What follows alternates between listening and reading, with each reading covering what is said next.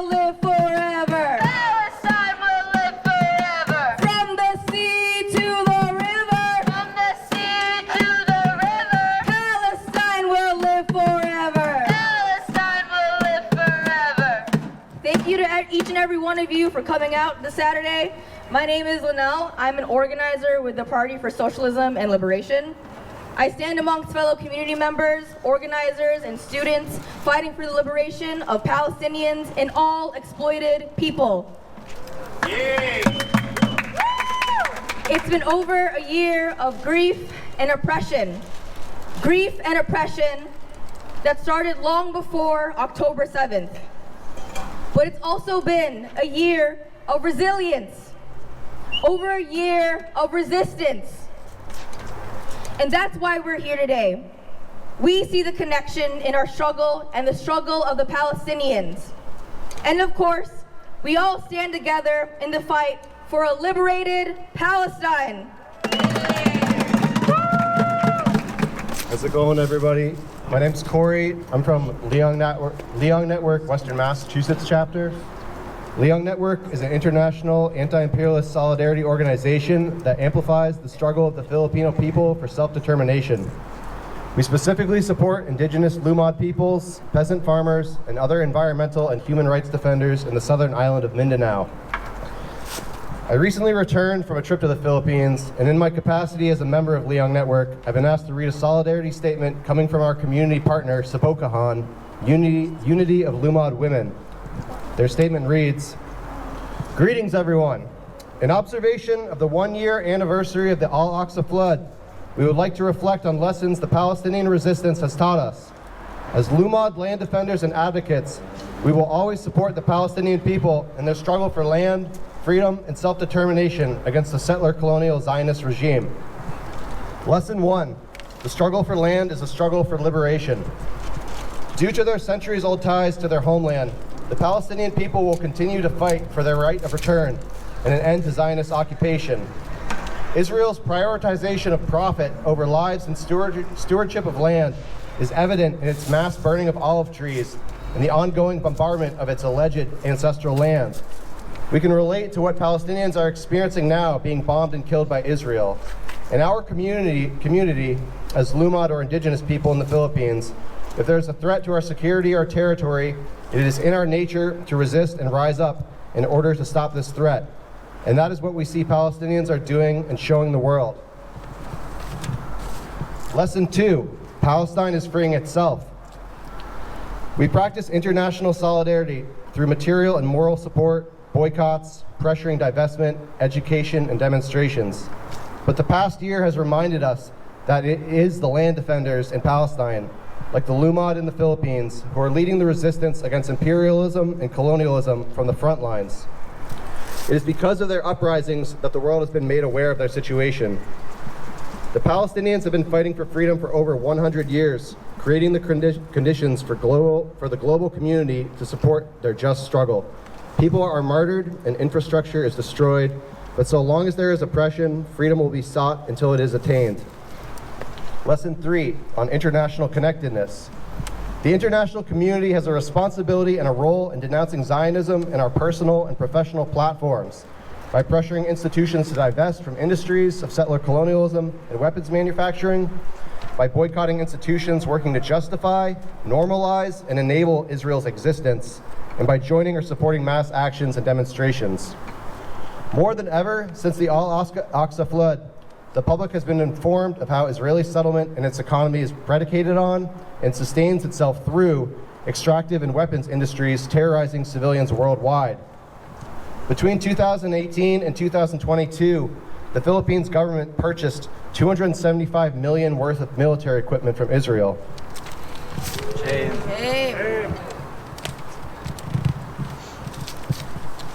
U.S. manufactured bombs have decimated populations in both Mindanao, Philippines, and in Gaza.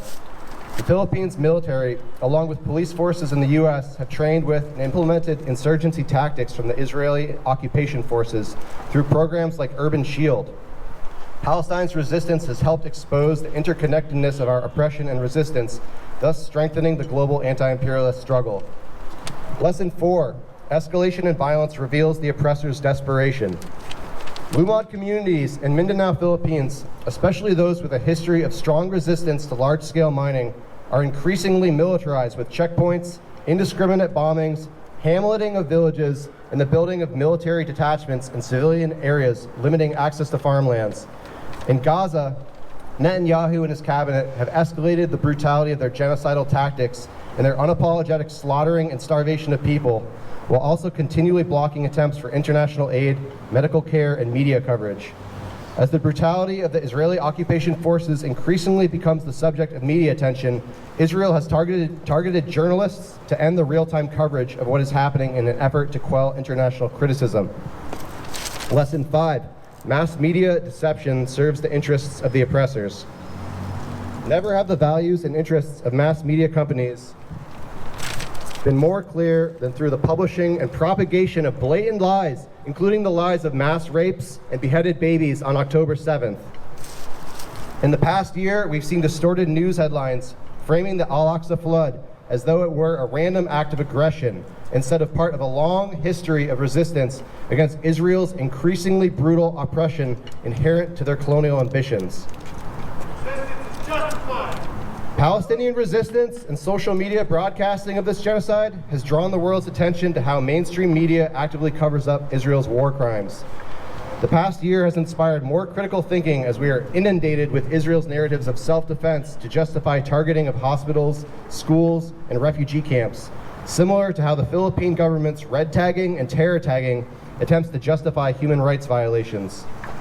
In the same way that Lumad people journeyed into cities in order to bring attention to their stories, we continue to see committed journalists stay in Palestine despite being targeted in order to expose the brutality of the colonial entity and to combat the mass media pacification agenda. More than ever, we see the need for independent journalism and media coverage from those who will amplify the people's voices. Lesson number 6, and the final lesson. Labeling people as terrorists is a tactic to justify violence. Israel has explicitly named reducing international support for Palestinian resistance as one of its tactics in their counterinsurgency manual.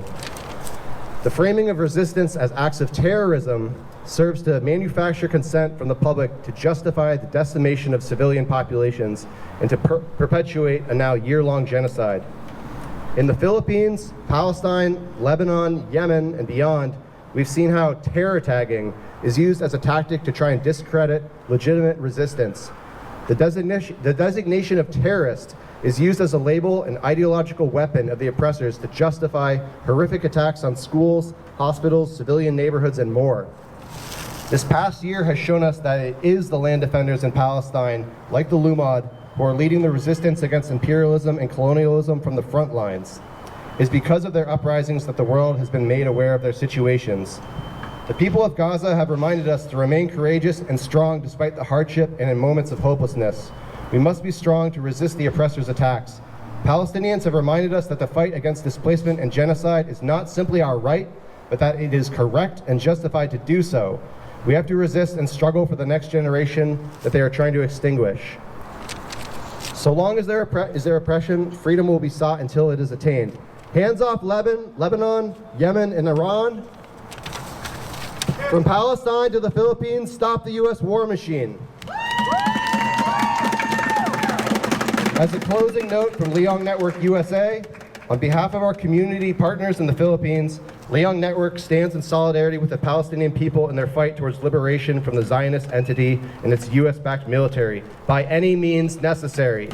We recognize the right of an occupied people to self-defense as enshrined in international law. The struggle for a free Palestine is united with the struggle for a free Philippines. People across the world will free themselves from the terror of imperialism. Thank you.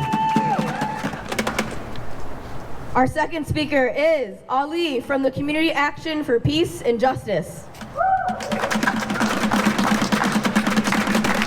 So I'm going to start again by saying Assalamu alaikum wa rahmatullahi wa barakatuh, which is the greeting of peace in Arabic and specifically from the Islamic faith. But also, if you are a Christian Arab, you also pretty much say the same thing, salam, which is the greeting of peace. So I'm greeting everybody with peace, and I'm speaking on behalf of CAPJ, which is the Community Alliance for Peace and Justice, which was an organization that was established after after October 7th. It deals with numerous genocidal situations and issues happening not just in the Middle East, but also in Pakistan, Sudan, and other countries as well. So just want to recognize that there's unfortunate genocide happening all over the world, and it's been happening for all over the world. And we also know that the land that we're standing on, which ironically, it's November, and in a few weeks everyone's going to go for Thanksgiving. We also know that truly the folks of this land, the United States of America, were the original American Indians who have now been displaced due to, again, colonialism. I'm also speaking on behalf of the Muslim community in Western Massachusetts from the Islamic Society of Western Mass. And I think many of you have already heard me say different things before, so I'm going to keep it brief. And I'm actually going to invite somebody else who's very articulate and who's of Lebanese descent, a Lebanese American who's here from our community, Sister Hanan Yakteen. But I'll just leave you all with this. First of all, I want to thank God, and I want to thank all of you for being here and being the voice of humanity, because unfortunately there's a lot of people who are asleep, or a lot of people who choose to ignore the reality of what's going on. So as long as you're tied up in the system, I kind of think of it as the Matrix. If you're tied up in the system, you don't really want to pay attention to what's happening out there. So each of you have a heart, and each of you are truly blessed to have the ability to feel something and to be here today, because there's many other people who are not here today, so you are speaking up on the voice of humanity. So thank you all. On that note, I also want to invite all of you, and so this is on the ISWM side, we will share information with Linnell. I see Molly from the JVP. Where did I just see you? I saw you somewhere. Raise your hand. There she is. There's a number of organizations who have been doing an amazing job, and we have to continue to do this.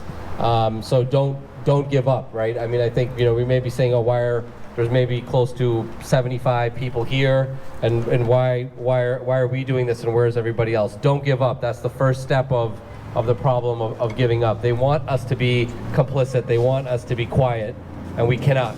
We're all going to be questioned on what we did and what we did not do. So God is our witness. We were here, we showed up, and we spoke up, and we did what we could. And obviously when voting starts, or whoever may have already voted, I already casted my vote. So now I'm speaking just as a normal U.S. American citizen that has a very, very diverse background. Please choose wisely as you vote. And there's one person who's going to be speaking. I believe she's here somewhere, Nadia. She's going to speak in a little bit. I would highly encourage everybody to vote for Nadia to be our next congresswoman representing the whole District 1, I think, of Western Massachusetts, which then I realized there's also some Central Mass tied up in that. But on that note, I want to pass it on to Sister Hanan Yakteen, again, who's of Lebanese descent. We used to have one of our religious imams, you can call them like a priest or a rabbi in the Christian or the Jewish faith. Imam Wassam, very interconnected with the interfaith community. He retired about 3 years ago, went back to Lebanon, and he himself lost, just with the first round of bombing, his cousin, his wife, and a kid. And they're not, by the way, at all affiliated with Hezbollah or have anything to do with it. It's just the nature of being bombs do not have names. They do not know religions. They do not know identities. It destroys everybody and everybody around them. So on that note, I want to pass it off to Sister Hanan Yakteen. And by the way, I'm putting her on the spot. She didn't know she was going to do this.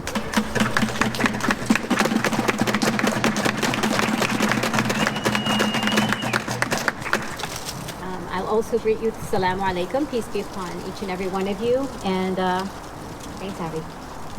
I guess, how's that? So I guess what I really want to share with all of you is, so I was born and raised in Toledo, Ohio, and my father came to the U.S. in the early 50s. A little bit higher. like this. Is that better? Okay. So he came to the U.S. from Colombia in the early 50s, and originally he's from Lebanon. I grew up watching this man watch the news and see his homeland and the land of the Palestinians being torn apart, being stolen, and having to hear it from the mainstream media of the time, which was twisting and not giving the full story.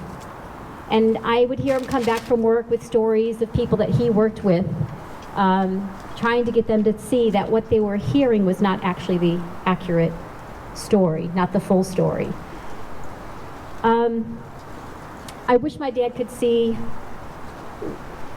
how many people have woken up to those lies, how many people have seen through the lies, and how many people outside the people connected to that land, how many people are standing up to voice their outrage at what is going on, and how many people are fighting to make a change.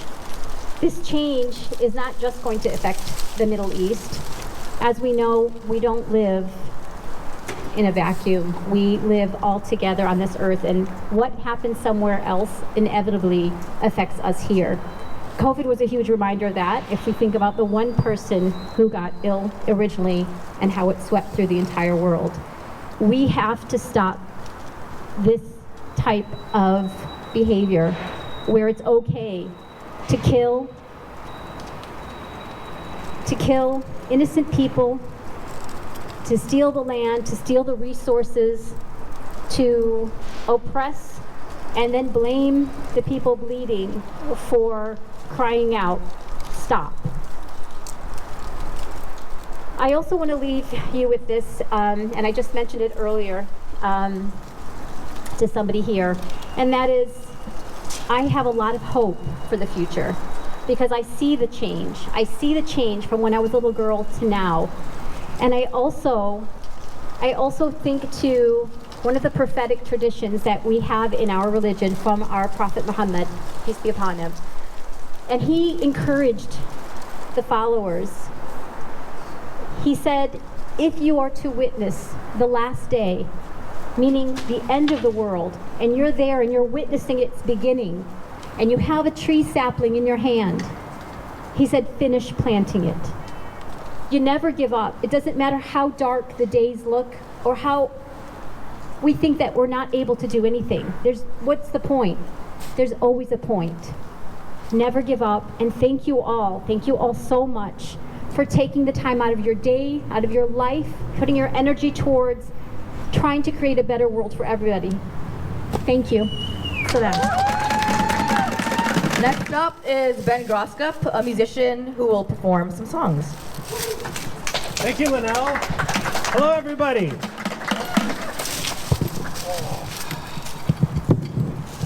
All right. Well, friends, this first song is by Carsey Blanton. For those of you, how about that? Yeah. Some of you are members of PSL out here. Carsey Blanton is a member of PSL from Philadelphia. The Democrats won't save you if you're drowning. They won't help you if you are in pain. They'll ask you for your vote. They'll tell you they are broke and send a lot of money to Ukraine and also Israel. The Republicans will obviously kill you, but at least you know where they are at. They'll shoot you in the head, make sure that you are dead. Democrats will shoot you in the back. But this is the best democracy we've ever had anywhere. If you're a billionaire, boys, if you're a billionaire. Oh shit, oh dear, here comes another election year. I'm sick of these two campaigns and all of their lies. They'll spend $1 billion. Everybody screams and hollers. And whoever wins our beautiful planet fries. But this is the best democracy we've ever had anywhere. If you're a billionaire, boys, if you're a billionaire.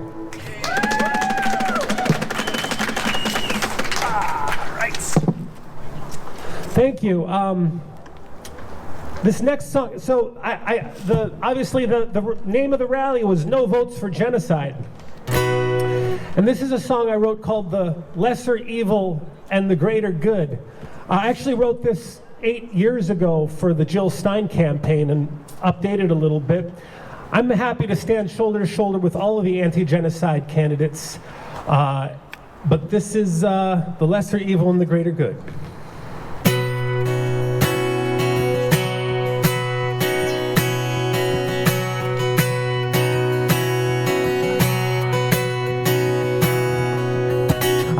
Choose this world, but there's choices that I make, like who to call a friend and what chances to take.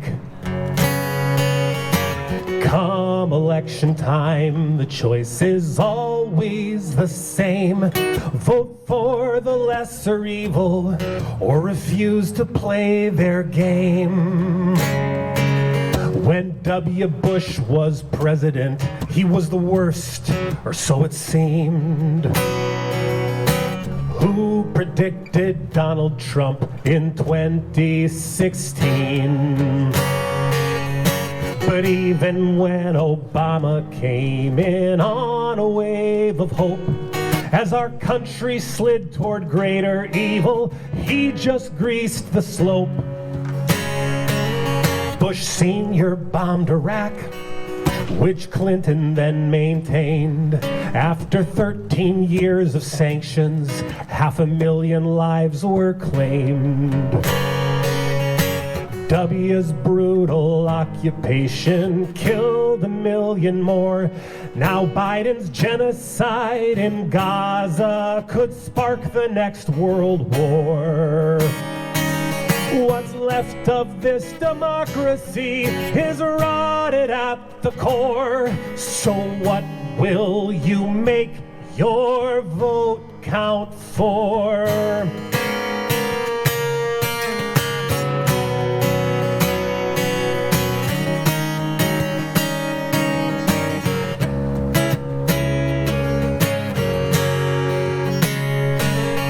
Neglected by the media and feared by elites, the Green Party is rising from the movements in the streets. We're learning of a different choice to lead the United States, but you can't hear about it on the ABC debate. Greens stand for a vision our country needs to hear. Peace now and no more fossil fuels within the next 6 years. I feel a fear that's rising, 'cause there's danger up ahead. And I can't support a leader when war is what they spread. What's left of this democracy is rotted at the core. So what will you make your vote count for? When we're fighting for our future, the rich want us to lose, but they can't stop us from standing up for the principles we choose. Our vote says what we stand for. That's why I say we should reject the lesser evil and vote for the greater good. Reject the lesser evil and vote for the greater good.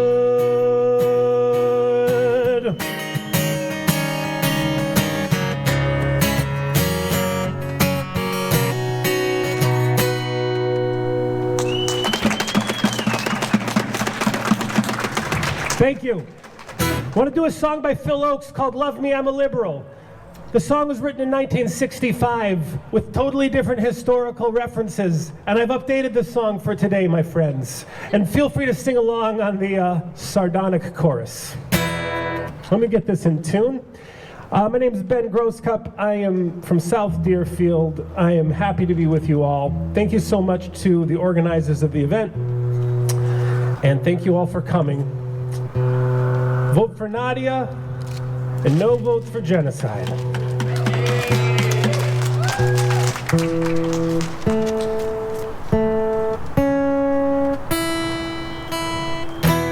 There we go. I mourned the Tiananmen martyrs, whose protests were brutally quelled. And I cheered when Mandela walked freely after so many years in a cell. But Mr. Assange still belongs in prison. Those secrets were not his to tell. So love me, love me, love me, I'm a liberal. I attend diversity trainings, and I leave feeling so reassured. I love Oprah and Magic and Foreman. It's great seeing blacks become entrepreneurs. But don't go and vote third party. That's not the way to be heard. So love me, love me, love me, I'm a liberal. You can sing along. I cheered when Kamala was chosen, my faith in the system restored. And I'll never forgive Ralph Nader for the election he stole from Al Gore. And my neighborhood welcomes all races of people with high credit scores. So love me, love me, love me, I'm a liberal. Voters need more education to achieve democracy's aims. Our enemies spread memes in their news feeds, sowing division and national shame. But if you want socialized health care, you really must be insane. So love me, love me, love me, I'm a liberal.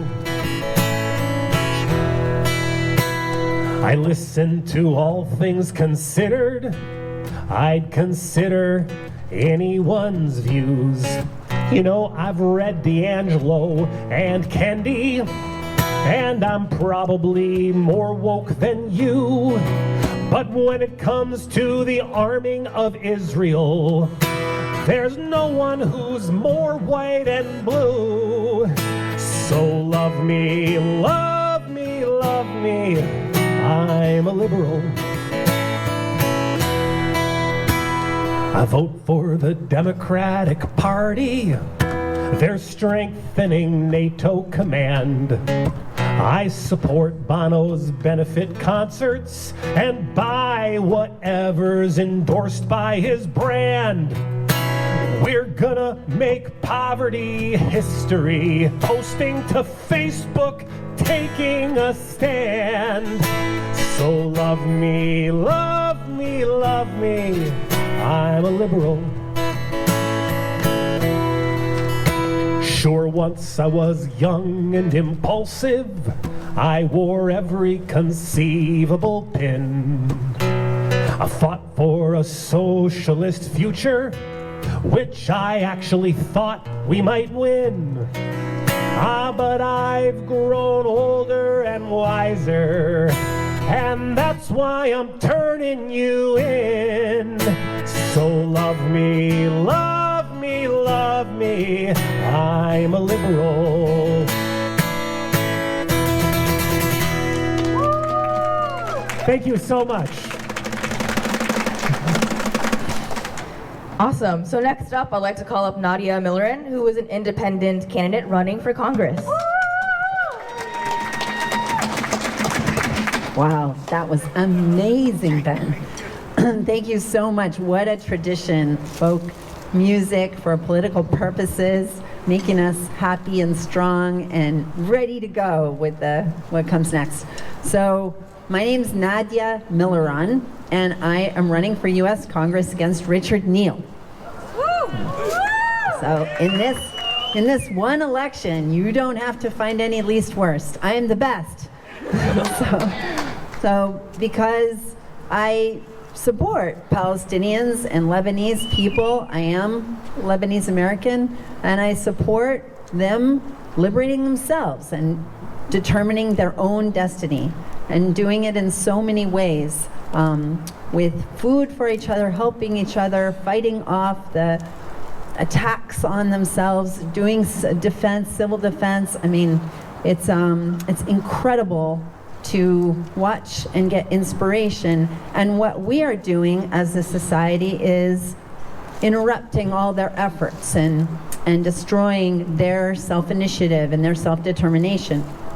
Now, the good news is that it takes a very few people to stop what we are doing in terms of destruction. So in Congress, it's hard to pass legislation, but it's not hard to interrupt legislation, and a few people can do it. So when you have military appropriations going to Israel and sending weapons and money and all these kind of things, that's all legislation. Congress has the power of the purse, and we have a few people in place, and we're gaining more traction, and we can interrupt that.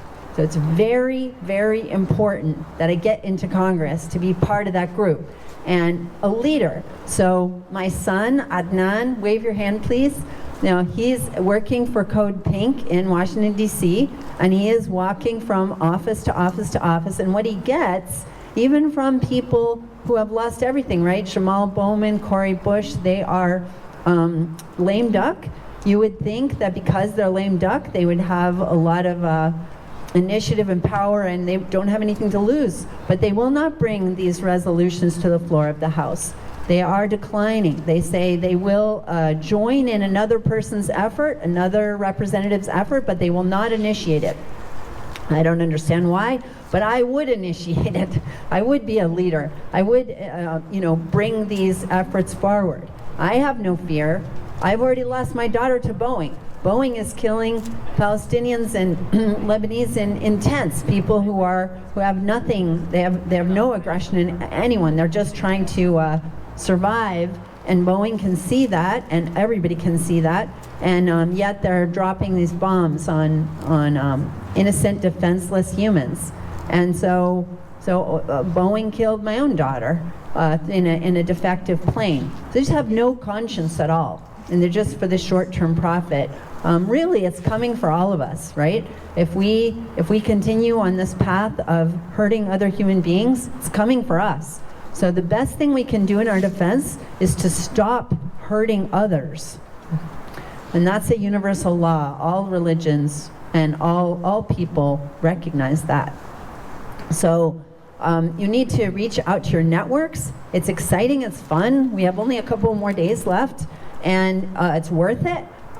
It's possible. I actually could win this election still. And let's say, yeah, thank you. So if I win the election, I will run again, right, in 2 years. Because I've made a commitment to, if I make it, then I'll just be in for 6 years. If I don't win the election, I will run again in 2 years. And I will be out there in the meantime. There's a lot of local issues for our district. We have a bill before Richard Neal's committee. It would cause inspection of packages, because right now we don't have any inspection for packages under $800, and this is how the majority of fentanyl comes into our district. So there's a slaughter right here. There's a slaughter of human beings right here in our district. In our county, Berkshire County, I know the statistic is about 200 people have died in the last 2 years from fentanyl. They didn't know what they were taking. They died on accident. And, this is a travesty. We can't interrupt that from coming in. There's more people in the Springfield area that have died than that. And people feel shame and they hide and they just feel miserable having lost their person. And it really devastates our community. But we can do something about that. And let's say Richard Neal decided today he's going to support that bill. It would pass. Because the Democrat, Representative Blumenauer from Oregon, is sponsoring the bill. Republicans are all lined up to sponsor the bill, to support the bill. And it's only Richard Neal that is holding that back. Yeah, so after the election, if he's still, he will be still the representative. I'm going to be right there in his office. Because even if I get voted in, I won't come in until January. And still, if he could pass that bill, as soon as possible, it's going to save lives. Because it's not about people's addiction. It's about an accident where someone is taking a drug that they don't know is going to kill them. And it kills them like immediately. So as soon as that bill passes and there is inspections, it's going to save lives from that moment. Okay? So I'm going to be right there, even if I win the election, I'm going to be right there in his office with a group of people, and I hope you're with me, just sitting there and saying, pass this bill. You need to pass this bill. If you're going to represent us as a district, you have to pass it. There's two other bills. One is about increasing the number of doctors in our district, because we as human beings that care about Palestine and Lebanon and care about aggression and stopping aggression, we also have to care about the misery of the people around us, right?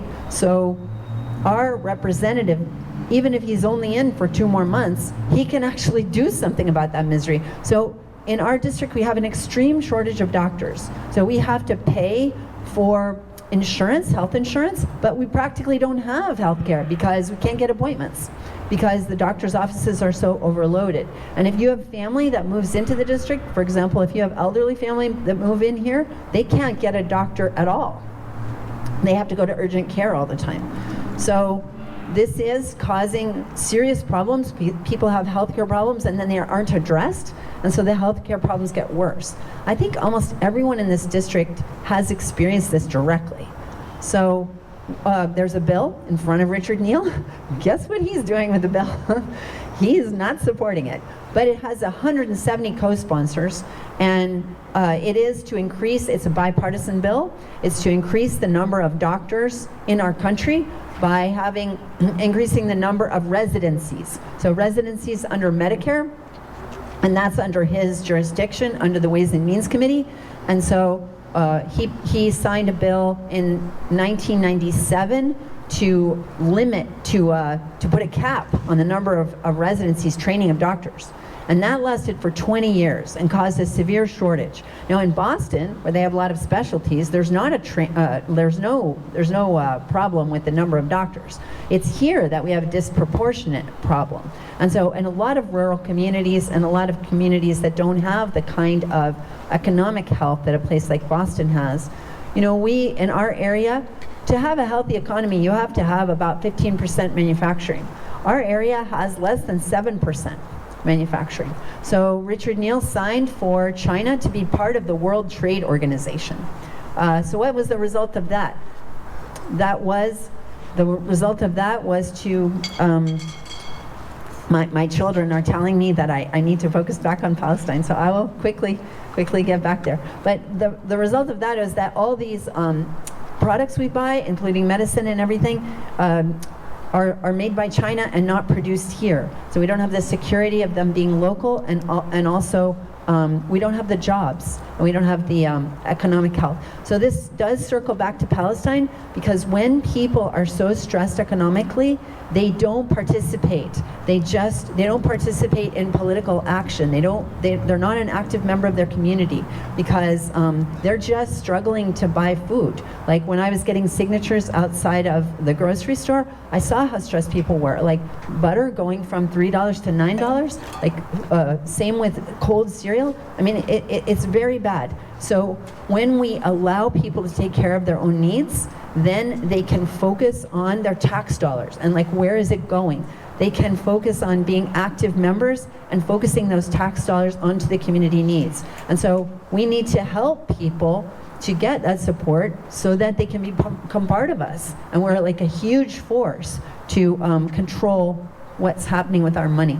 All right, so I applaud you all. Everybody here has been very, very supportive during my personal campaign and for ending the war. And people have given money, people have given time. I would say if you would like to do more on the day of the voting, stand at a poll. Stand at a poll with a sign for me. Encourage people to vote for a good candidate. So thank you so much.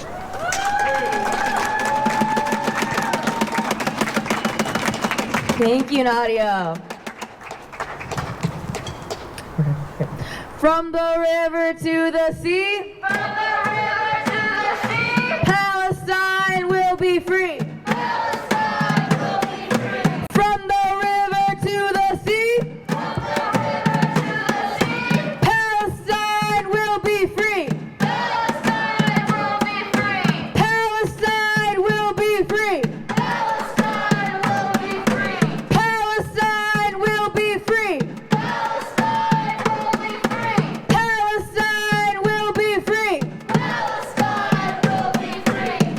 Thank you. And I'd like to welcome our fifth speaker, Max, with the Palestine Solidarity Caucus of the UMass Grad Student Union.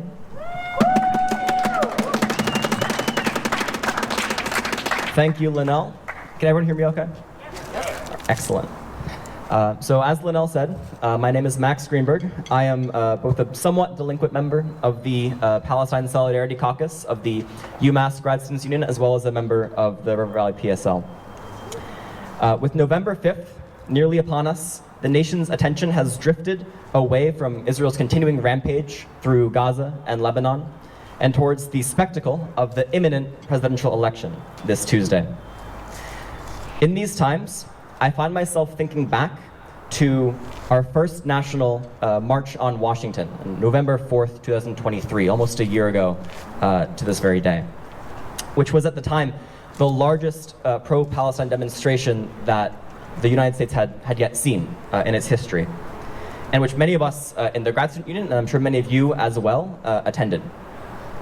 I remember how hundreds of thousands of us stood shoulder to shoulder in front of the White House, chanting in unison, "No ceasefire, no votes."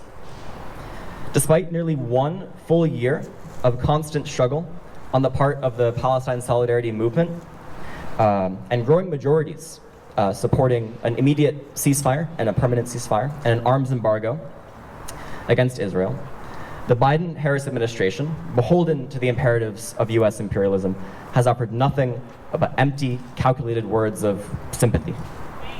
Shame. Certainly. They have proved completely unwilling, or maybe unable, who knows, to deliver a permanent ceasefire. And so, we now face a choice between registering support for the current genocide-abetting Democratic administration in fear of a worse Republican alternative, or rejecting the dichotomy entirely by voting a third party or abstaining entirely in defiance of our increasingly depraved political reality. Speaking personally, I unapologetically choose the latter option. And I imagine that if you're here with us today, you very likely do as well. The Russian revolutionary Vladimir Lenin, paraphrasing Karl Marx, once described our system of liberal democracy as a system in which the so-called oppressed are allowed once every few years to decide which particular representatives of the ruling class shall represent and repress them. The experience of the last year in particular has made this phrase much more concrete in my mind. While we know from the experience of the years 2017 to 2020 that Donald Trump is no friend of student protesters, of American Muslims, or anyone else whose existence is even remotely suspicious to the powers that be, Biden and Harris have been shockingly intolerant of dissent as well. Under their tenure, over 3,000 people have been arrested, 3,000 students, in particular, have been arrested for participating in demonstrations in solidarity with Gaza at college campuses across the country.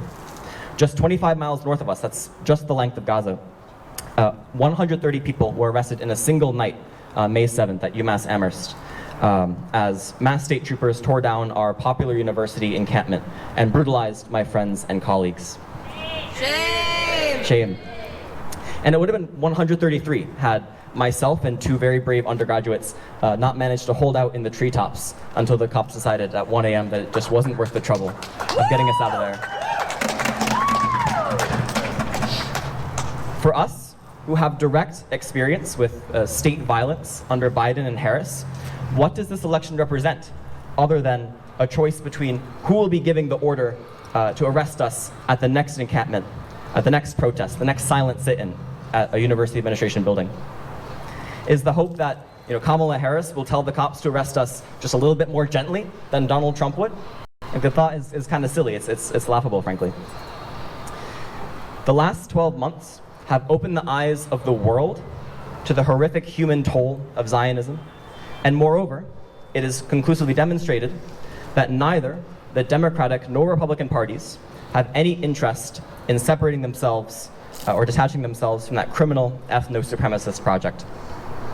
Such a break will require working people and all oppressed people in the United States to develop their own political power base and their own political organizations.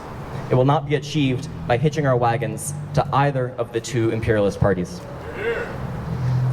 That is why I think it's very important that we've gathered here today, to remember why we all joined the movement for a free Palestine to begin with, and to recommit ourselves to withholding our support, even if our support is relatively symbolic in a state like Massachusetts, from a political caste that is willing to sacrifice tens of thousands of men, women, and children in exchange for more land for Zionist colonization and more profits for military contractors.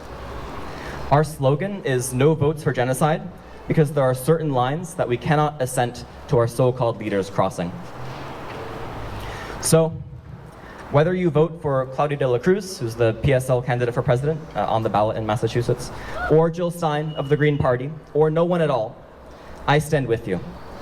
Do not let anyone shame you for voting by your conscience and standing by your principles.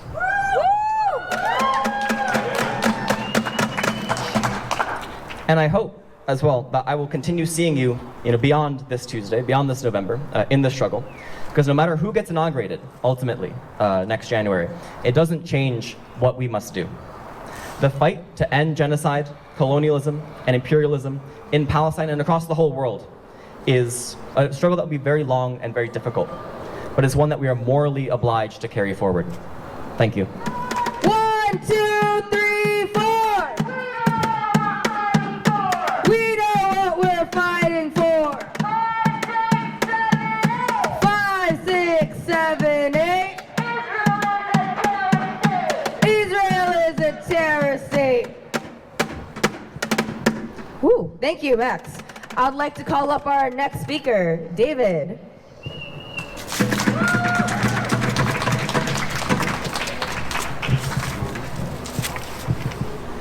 Free, free Palestine! Free, free Palestine! Free, free, free Palestine! Free, free, free Palestine! Free, free Palestine! Free, free Palestine! Free, free, free Palestine! Free, free, free Palestine! All right, everyone, thank you for being here. My name is David. I'm an organizer with the River Valley PSL. I'm also an organizer with Springfield No One Leaves, which is a local organization building a movement of people facing evictions and foreclosures and helping them fight to stay in their homes. I know many of us are struggling to get by just day after day, so thank you so much for being here. And since you're all out here today, we probably all know that this fight for a liberated Palestine stretches to the streets of our own neighborhoods. Let's just take a quick look around here in Springfield. And you'll see the signs of a government that has completely abandoned us. Across the state, there are over 3,000 evictions per month. With Springfield's eviction rate being nearly double the statewide average. So just like in the West Bank, families here are being pushed out of their homes every day by the same system.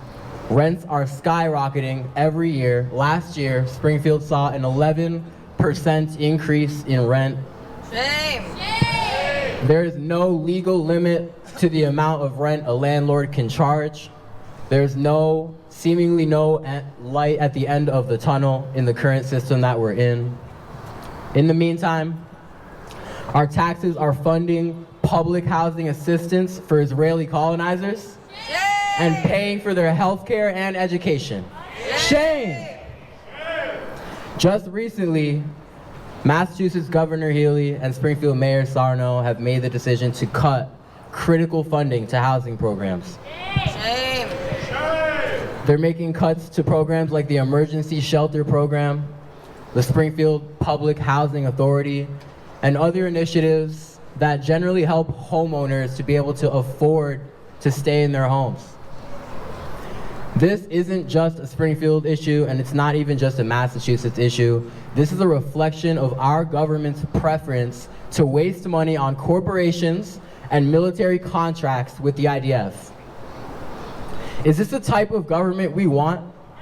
No. Is this what we all work so hard for? No. Do we really want a system that chooses to sign military contracts and expand corporate welfare while threatening the welfare of 99% of its own people? No. A system that threatens the welfare of humanity across the global south? No. Do we want a system that refuses to house and educate its own people? No. A system that insists on murdering children and destroying ancient mosques to keep its profit margins? No. Why is it that we can find money to bomb cities overseas, but we can't find money to build affordable housing right here? Our tax dollars are used to destroy homes in the global south, but we ignore the homelessness happening in our own communities. At the same time, we're told by the corporate Western media to blame immigrants and refugees. We're told immigrants are ruining the economy. Yet, the Western corporate lobbying machine does everything it can to destroy the local economies and liberation movements of the Middle East and its neighbors in the global south.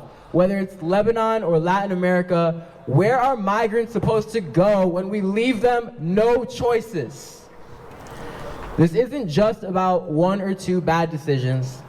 It's about a Western economic system that is fundamentally in power. 8 Western men who don't even work like you and me work. Men who don't even work own the same wealth as 3.6 billion working people combined. Shame. Whose interests are being served by this system? Through our screens and our devices, the death and destruction inflicted on Gaza have been seared into the consciousness of American people. Millions have now committed to supporting the Palestinian struggle for liberation. And through this struggle, people have been exposed to shocking knowledge that will change how they see their government forever. People across the country will continue to learn about the links between Palestine and the rest of the United States economic system.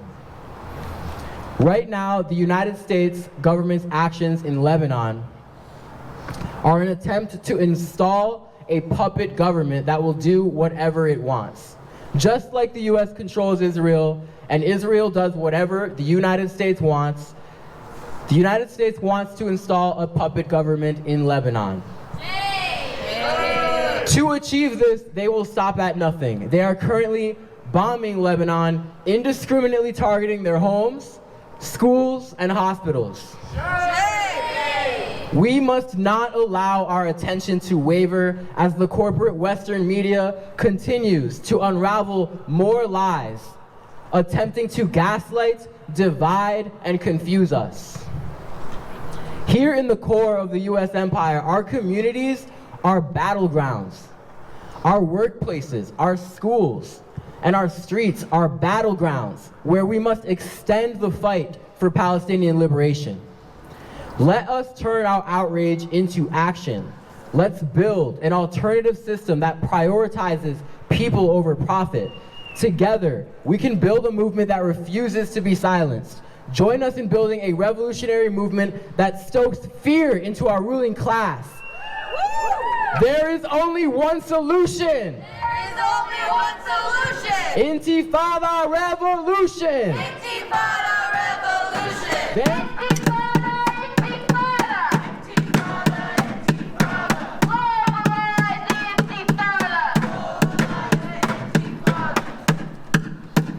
Thank you, David. How are we feeling? Are we tired of fighting for Palestine? Are we tired for fighting Palestine? That's what I like to hear. So yes, for our final speech, I'd like to share a few words. For those that may have joined us a little late, let me reintroduce myself.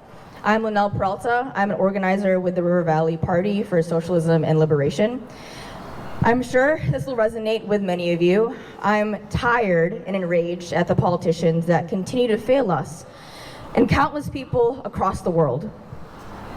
The same politicians that extort us by holding our rights over our heads in exchange for votes. Rights they fail to protect once they get elected. With the election only 3 days away, millions of Americans have their eyes and minds on this year's election. An election that has stirred fear and uncertainty in an already tumultuous time. Well, many of us here live through violence, oppression every single day. I'm a first-generation Filipino American whose parents can't vote despite being in this country for over 35 years. So I recognize the importance of voting, especially when so many of our community members are barred from that basic right. But my parents made the difficult journey here to allow a better life for me and my sister. And I will take their courage to deepen my dedication to this fight.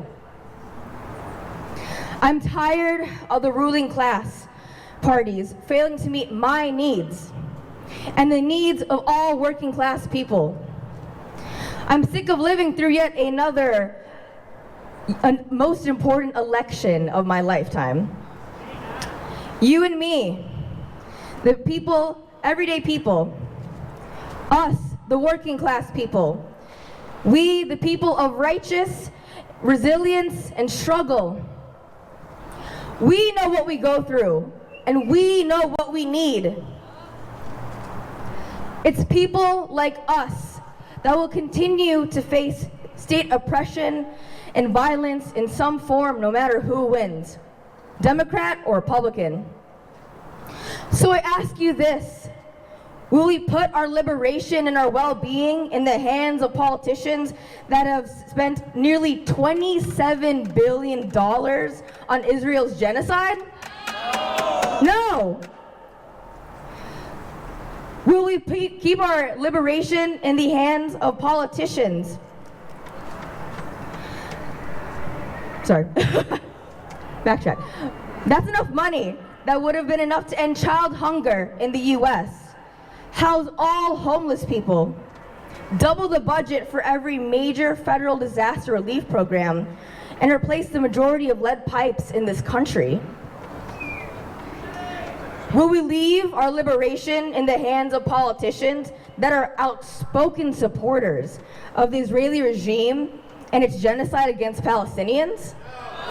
No, I won't.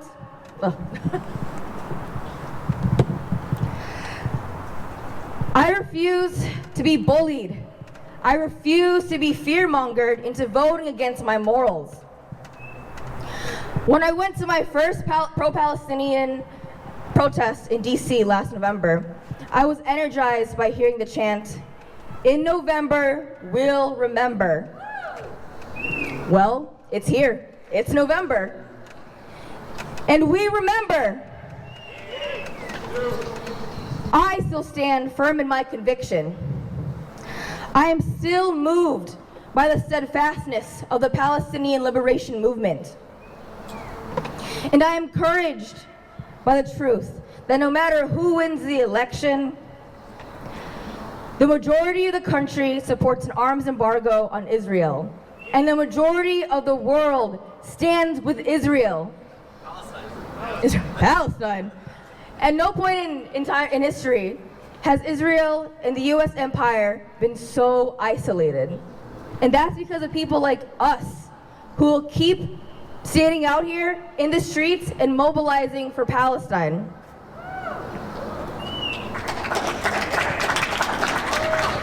Even with Israel escalating its violence, I know Palestine will be free if we stay in the streets and keep up the fight.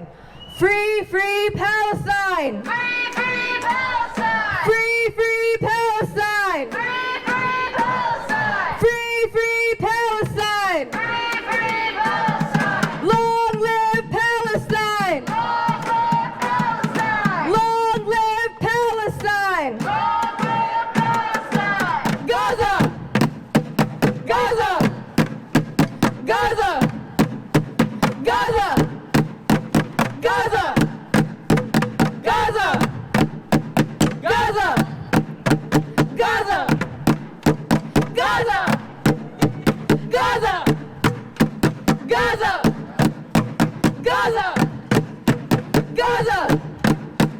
Gaza! Gaza! Gaza! Gaza! Gaza! Gaza! Gaza! Free, free Palestine! Free, free Palestine! Free, free Palestine! Free, free Palestine! Free, free Palestine! Free, free Free, free Palestine! Palestine! Free, free Palestine! From the river to the sea, From the river to the sea, Palestine will be free. Palestine will be free. From the river to the sea, From the river to the sea, Palestine will be free. Palestine will be free. From the sea to the river, From the sea to the river, Palestine will live forever. Palestine will live forever. Palestine will live forever. Palestine will live forever. Palestine will live forever. Viva, viva Palestina! Viva, viva Palestina! Viva, viva Palestina! Viva, viva Palestina! Viva, viva Palestina! Viva, viva Palestina! Viva, viva Palestina! Viva, viva Palestina! Resistance is justified Resistance is justified when people are occupied. people are occupied. Resistance is justified Resistance is justified. when people are occupied. Trump and Harris step aside. Trump and Harris step aside. No votes for genocide. No votes for genocide. Trump and Harris step aside. Trump and Harris step aside. We won't vote for genocide. We won't vote for genocide. We won't vote for genocide. We won't vote for genocide. Trump and Harris step aside. Trump and Harris step aside. No votes for genocide. No votes for genocide. No votes for genocide. No votes for genocide. Free, free Palestine. Free, free Palestine. Free, free, free Palestine. Free, free, free Palestine. Free, free Palestine. Free, free, free Palestine. From Springfield to Gaza. Globalize the intifada. Globalize the intifada. Springfield to Gaza. Springfield to Gaza. Globalize the intifada. Globalize the intifada. Justice is our demand. Justice is our demand. No peace on stolen land. No peace on stolen land. Justice is our demand. Justice is our demand. No peace on stolen land. No peace on stolen land. Justice is our demand. Justice is our demand. No peace on stolen land. No peace on stolen land. No peace on stolen land. No peace on stolen land. No peace on stolen land. No peace on stolen land. And for a surprise addition to our lineup, Ben Groska was gonna perform one last song for Palestine. song is written by Jim Page. He wrote it maybe 2 decades ago and then updated it in February, and this is my adaptation of the song.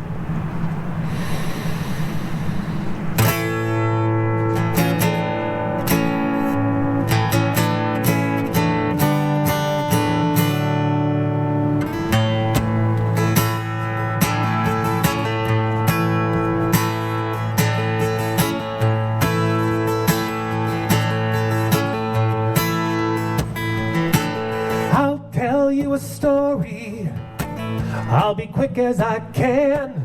The terrible news from the Holy Land. Pictures of children etched in my brain, covered in rubble and wails of pain. Jews and Arabs lived one and the same for 1,000 years, till the Zionists came. They came like a river, came like a flood. Al-Nakba was written on the wall in blood. In Palestine,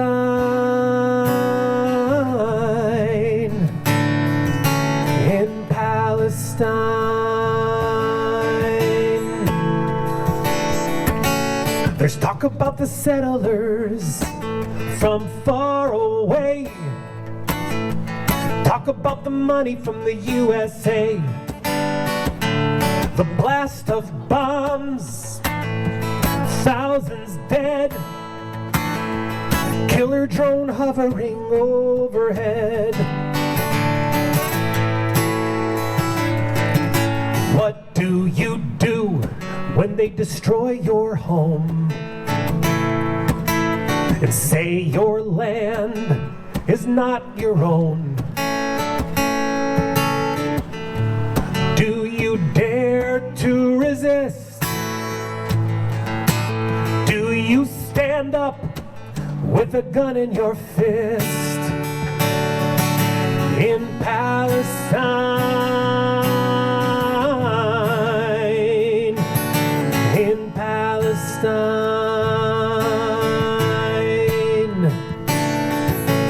They talk about peace like it's a moral obligation, but there can't be peace under occupation.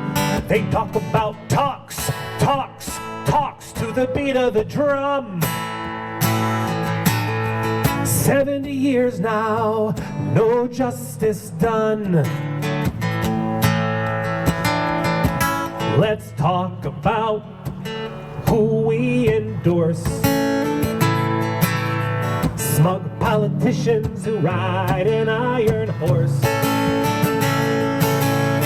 Hiding high-tech weapons gear. Shut down the system now. But I want to use my brain for pursuits that bring me pride. Shut down the system now. Not making fighter planes for Gaza genocide. Shut down the system now. We're gonna shut down the system now. Shut down the system now. Raise up your fists so you can resist them. Shut down the system. The hardest part. Raise up your fist and show you can resist them. Here we go. Raise up your fist and show you can resist them.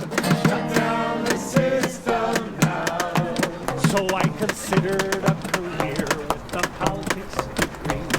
Shut down the system now. And the professors tried to steer me to the U.S. Embassy. Shut down the system now. Where the policy is made so Uncle Sam can be on top. Shut down the system now. Even if when we invade over 1 million bodies drop. Shut down the system now. We're gonna shut down the system now. Out and shut it down. Shut down the system. Shut it down for Palestine. Raise up your fist and show you can resist them.